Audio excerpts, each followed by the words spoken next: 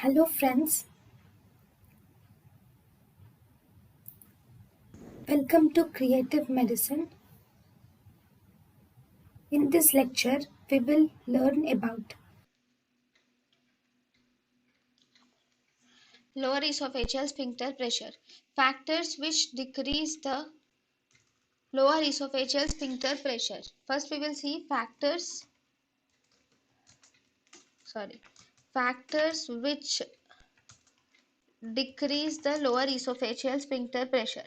Okay, factors which decrease the lower esophageal sphincter pressure are, we have drugs like prostaglandin E1 and E2, progesterone, morphine, meperidine, theophylline, barbiturates and diazepam, dopamine, calcium channel blockers, atropine and nitrates, chocolate, coffee, alcohol, peppermint, smoking, and fat.